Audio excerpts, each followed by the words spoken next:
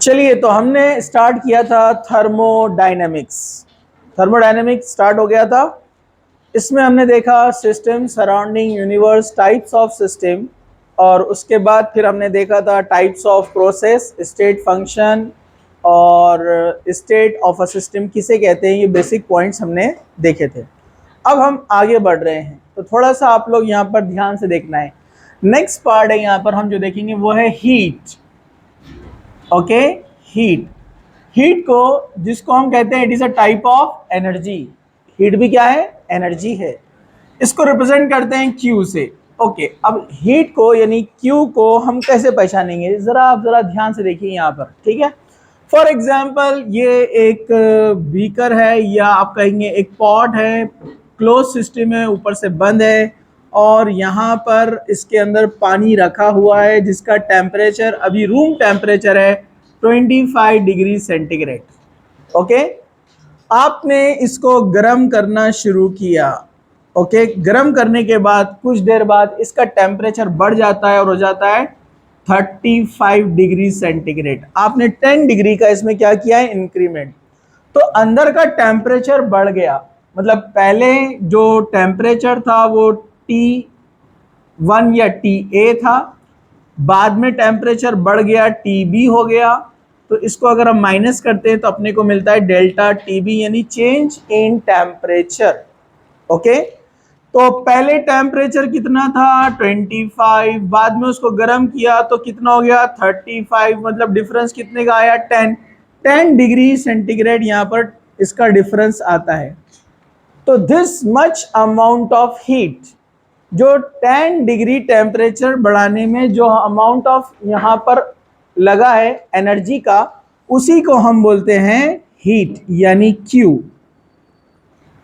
हम इसको कह सकते हैं it is the exchange of energy of a system with surrounding.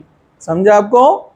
Q क्या है? It is the exchange of energy between system and surrounding. कि सिस्टम ने पानी ने सराउंडिंग से 10 डिग्री टेम्परेचर लिया है। समझा आपको? तो वो कहलाएगा Q। तो यहाँ Q की वैल्यू हो गई यहाँ पर ये 10। अब जो भी रहेंगी, 10 डिग्री हुआ चेंज, उसकी वैल्यू नहीं है, इसकी वैल्यू कैलोरीज में आएंगी, ठीक है। तो वो हम देखेंगे बाद में यूनिट्स उसके। तो जितना अमाउंट 10 डिग्री का डिफरेंस लाने के लिए लगा वो है हीट। समझा आपको? तो heat is positive. Heat is positive, मतलब क्यू क्या है यहां पर? पॉजिटिव। कब? अगर एनर्जी कहां से कहां जा रही है? सराउंडिंग से सिस्टम में अगर जा रही है तो बराबर है। आप बोलेंगे हीट सप्लाई करना पड़ा, एंडोथर्मिक। समझा आपको? अगर हम बोलते हैं Q इज निगेटिव, मतलब एनर्जी को क्या हुआ? सिस्टम से सराउंडिंग को देना पड़ा। समझा आपको? जैसे फॉर एग्जांपल ये 35 डिग्री अब गर्म था, अब आपने उसको रख दिया, रूम टेम्परेचर 25 है, इक्विलिब्रियम मेंटेन होने तक वो ठंडा होते जाएगा। समझा आपको? मतलब सिस्टम अपना हीट देगा सराउंडिंग को, धीरे धीरे पॉट क्या होगा? ठंडा। आपने बर्नर हटा दिया, गर्म चाय रखी हुई, गर्म पॉट है, पानी रखा हुआ है, अब उसका टेम्परेचर कम होगा, 35, 34, 33, 32, कम कम कम कम होते, वो तब तक गिरता रहेगा जब तक के सराउंडिंग के टेम्परेचर के बराबर ना आ जाए। अरे बराबर है कि नहीं है? तो यहां पर क्या होगा? वो दे रहा है तो वो माइनस में आता है। क्यों? क्योंकि उस वक्त इनिशियल कौन रहेगा? 35। इनिशियल कौन रहेगा? 35 इनिशियल रहेगा। और फाइनल कौन रहेगा? जिसको ऐसे भी लिखते हैं delta T B is equal to T F minus T I. Initial minus ये फाइनल माइनस इनिशियल। तो जब हम गर्म से ठंडा करेंगे तो ये रहेगा 35, ये रहेगा 25। आंसर क्या आएगा? -10। समझा आपको? तो अगर सिस्टम सराउंडिंग को हीट देता है, मतलब एनर्जी लॉस कर रहा है, तो वो माइनस में रहेगा क्यू का वैल्यू। समझा आपको? Getting getting getting okay. So this is about heat. अब चलिए हम आगे बढ़ते हैं। Work. Work is also a type of energy. Work भी क्या है, एनर्जी है, W work. Work is also type of energy. जैसे फॉर एग्जाम्पल आप देखेंगे, आप बैटरी लेते हैं गाड़ी की, खिलौने में लगाते हैं, टॉय में, बटन ऑन करते हैं, खिलौना चलने लगता है, तो ये क्या वर्क हो रहा है ना। कार में आपने बैटरी लगाया, ऑन किया, कार गई एक पॉइंट से दूसरे पॉइंट, मतलब वर्क हुआ ना। तो बैटरी की जो इलेक्ट्रिकल एनर्जी है क्या में कन्वर्ट हो गई, वर्क में। जबकि हम देखते हैं कि वो भी क्या है, एनर्जी एक फॉर्म से दूसरे फॉर्म में कन्वर्ट होती है, तो वर्क भी क्या हो गया, फॉर्म ऑफ एनर्जी। इसी तरह आपने देखा होगा पहले साइकिल में डायनोमो आते थे लगाने के लिए, छोटे से इंस्ट्रूमेंट मशीनरीज आती थी जो टायर को लगी रहती थी, उसके घूमने से लाइट चलता था, पता है ना आपको। तो आप साइकिल चलाते थे तो मैकेनिकल वर्क, उससे इलेक्ट्रिसिटी तैयार होती थी। अरे बराबर है कि नहीं है। इसी तरह आपने एक्सपेरिमेंट तो देखा ही होगा, अब बहुत सारे आपने वीडियोस वगैरह के, वाटरफॉल, पानी जो गिर रहा है वहां पर पानी की चक्री लगा देते, व्हील, उसके घूमने से उसको करंट तैयार करते हैं, लाइट आता है। तो वर्क से एनर्जी तैयार हो रही है, इलेक्ट्रिकल एनर्जी। तो work is a form of energy. So energy, other energies can be converted into work, can be converted into energy. इसको समझाने के लिए एक एक्सपेरिमेंट किया गया। जूल, जो अपना साइंटिस्ट है जूल, उसने एक एक्सपेरिमेंट किया। ये एक्सपेरिमेंट क्या बताता है अपने को, जरा ध्यान से देखो। ओके, सी, उसने एक एडियाबैटिक प्रोसेस से उसको एक्सप्लेन किया। मतलब एक ऐसा यहां पर सिस्टम है जिसको इंसुलेटर लगा हुआ है। एडियाबैटिक पता है ना आपको, ना क्यू अंदर जा सकता है, ना अंदर की एनर्जी बाहर आ सकती है। आप उसको हीट नहीं कर सकते, इंसुलेटर लगा हुआ है। इंसुलेटर क्या होते हैं, जो हीट कंडक्ट नहीं करते हैं, उसमें से हीट पास नहीं होती है। अंदर समझो पानी रखा हुआ है या कोई भी चीज रखी हुई है, टेम्परेचर है 25 डिग्री सेंटीग्रेड। ओके, अब अंदर तो हम हीट कर नहीं सकते उसको, लेकिन क्या किया, फॉर एग्जाम्पल कोई एक ऐसा सिस्टम लगाया, इसके अंदर से एक ऐसा सिस्टम तैयार किया जिसकी वजह से अंदर जाने के बाद एक व्हील बनाया गया। व्हील बोलो या एक पैडल लगाया गया, पैडल।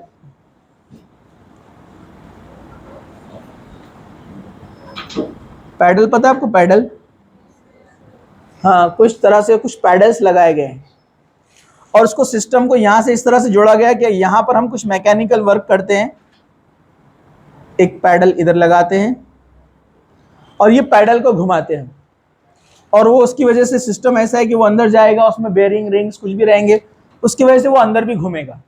ठीक है, कंटिन्यू आप मूव करते रहेंगे, मूव करते रहेंगे, मूव करते रहेंगे, आप देखेंगे थोड़ी देर के बाद ये टेम्परेचर बढ़ेगा, 30 या 35, कुछ ना कुछ टेम्परेचर बढ़ेगा।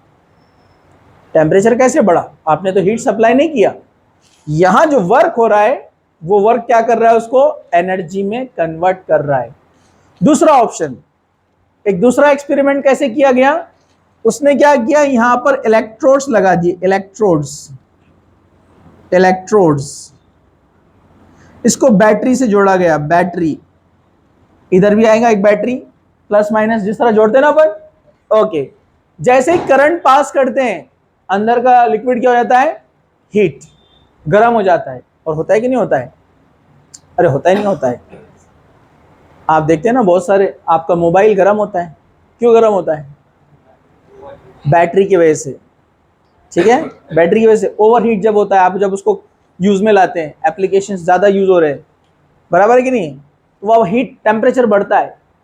तो वर्क से भी एनर्जी में चेंजेस आते हैं, वैसे ही और कैसे आते हैं, यस यस, अरे बोले ना, वर्क से भी आ रहे हैं और इलेक्ट्रिकल एनर्जी से भी आ रहे हैं। मतलब पहला वाला केस क्या था, पैडल जो घुमा रहे थे हम, work is converting into energy.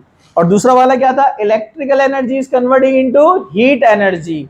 Electrical energy कहीं में कन्वर्ट हो रही है, हीट एनर्जी में। और चलिए अब यहां पर एक थोड़ा सा पॉइंट हम ये देखते हैं, इसको रिलेट किया गया है थर्मोडायनेमिक के फर्स्ट लॉ से लाके। Thermodynamics first law, first law of thermodynamic, आगे और आएगा वैसे डिटेल में। फर्स्ट लॉ ऑफ थर्मोडायनेमिक क्या बोलता है? Energy neither created nor destroyed, तवानाई को न पैदा किया जा सकता है न फना किया जा सकता है। आप बोल रहे होंगे फिल्म का डायलॉग है क्या कोई? हाँ, उर्दू बहुत दिनों से सुने तो अपने को अजीब, नहीं सुने तो अजीब लगता ना एकदम। हाँ, डेफिनेशन को भी शायरी समझते बच्चे, समझ में आ गया आपको? तो ये फर्स्ट लॉ का उर्दू में डेफिनेशन था, energy neither created nor destroyed. और सेकेंड लॉ क्या बोलता है उससे रिलेटेड, या मॉडिफाइड लॉ बोलते हैं उसको, क्या बोलते हैं? Energy is converted into one form to another form, energy को एक फॉर्म से दूसरे फॉर्म में कन्वर्ट किया जा सकता है। ये लॉ अपने लिए है, ये अल्लाह ताला के लिए, गॉड के लिए नहीं है ये लॉ। अल्लाह ताला एनर्जी बना भी सकते हैं और डिस्ट्रॉय भी कर सकते हैं, बराबर है कि नहीं है? ओके चलो, सो ये फर्स्ट लॉ ये बोलता है, और इसमें एक रिलेशन तैयार होता है, और वो रिलेशन है डेल्टा यू, मतलब change in internal energy is equal to Q plus W. Q plus W मतलब अगर एक सिस्टम है, इस सिस्टम के अंदर आप क्यू सप्लाई करते हैं, अगर आप क्यू सप्लाई करते हैं यानी हीट देते हैं, तो यहाँ डेल्टा टी जो है नॉट इक्वल टू जीरो, मतलब चेंज इन टेम्परेचर। समझा आपको? Change in temperature. और यहाँ पर फॉर एग्जांपल एक पिस्टन लगा हुआ है, तो कुछ ना कुछ एनर्जी पिस्टन को भी मिलेगी, मतलब वेटलेस फ्रिक्शनलेस पिस्टन लगा हुआ है तो वो ऊपर भागेगा, मतलब V1 से वॉल्यूम क्या हो जाएगा? V2, पिस्टन ऊपर की तरफ सरक रहा है, मतलब काम हो रहा है, वर्क हो रहा है। तो इंटरनल एनर्जी दो जगह यूज होती है, Q प्लस W। W मतलब वर्क और Q मतलब ये अमाउंट ऑफ एनर्जी है, हीट है जो आप सप्लाई कर रहे हैं डेल्टा टी को चेंज करने के लिए। तो डेल्टा टी चेंज होता है तो डेल्टा यू भी चेंज होता है, delta U not equal to zero. समझा आपको? चलिए, लेकिन आपके जो एनसीईआरटी बुक में दिया हुआ एग्जाम्पल, उसने कैसे दिया है जरा ध्यान से देखिए आप लोग। यहाँ पर उसने बोला कि ये एक सिस्टम है जो कि एक आइडियाबैटिक सिस्टम है। कौन सा सिस्टम है? कल देखिए ना अपन ने टाइप्स ऑफ सिस्टम, तो ये आइडियाबैटिक सिस्टम है, और आइडियाबैटिक सिस्टम में क्यू क्या होता है? जीरो। क्यू क्या होता है? अरे भाई ये इंसुलेटर है ना, ये क्या है? इंसुलेटर। तो क्यू आ सकता क्या अंदर? क्यू नहीं आ सकता ना अंदर, इंसुलेटर है, हीट नहीं आ सकती अंदर। लेकिन अपने को अंदर कुछ ना कुछ वर्क करना है। क्या करना है अपने को? वर्क चाहिए अंदर, अपने को करना है वर्क, वर्क करना है अपने को। तो अब Q तो जीरो है, अब जो भी वर्क होगा वो किसकी वजह से होगा? इंटरनल एनर्जी जो रहेंगी उसके यूज करने पर। मैंने आपको बताया अंदर जो गैस है, लिक्विड है, जो भी रहेगा, तो every substance, every matter has an internal energy, some amount of internal energy. Living rock and non living rock सब में एनर्जी होता है, पता है ना आपको? And internal energy it is due to the virtue of atoms. कोई भी चीज मैटर कैसे बना है? एटम से, तो एटम की वजह से इंटरनल एनर्जी। एक बार शॉर्ट में बता देता हूं, वैसे मैंने पहले बताया था, जो इंटरनल एनर्जी है यू, जिसको हम कैसे बताते हैं और ई से भी बताते हैं, बराबर है कि नहीं है?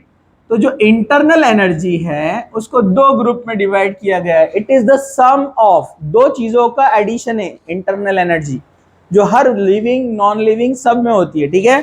तो internal energy is the sum of kinetic energy and potential energy. याद है आपको? Internal energy is the sum of kinetic energy and potential energy, and kinetic energy is the sum of vibrational energy, rotational energy and translational energy. इन तीनों का ये sum है। कौन? Kinetic energy.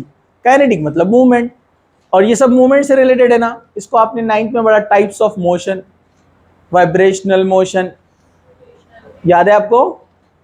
हाँ, रोटेशनल मोशन दिख रहा है, हाँ, ट्रांसलेशनल मोशन, एक जगह से दूसरी जगह। तो गैस के अंदर जो एटम है वो एक जगह से दूसरी जगह भाग रहे ना, तो उनके अंदर ट्रांसलेशनल मोशन भी है ना, इधर इधर इधर इधर भागते रहेंगे ना।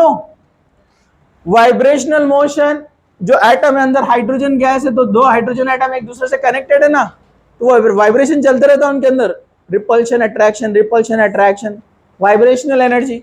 रोटेशनल, ये अपने एक्सिस में घूमते भी है ऐसे। तो ये सब एनर्जी का कॉम्बिनेशन होता है काइनेटिक एनर्जी। समझा आपको? समझा आपको?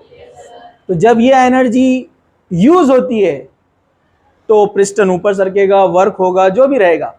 तो जो भी वर्क होगा, अगर Q जीरो है, एडियाबैटिक में Q जीरो है, तो जो भी वर्क हुआ वो इंटरनल एनर्जी यूज होकर हुआ, मतलब डेल्टा U जो है इसमें चेंज आएगा।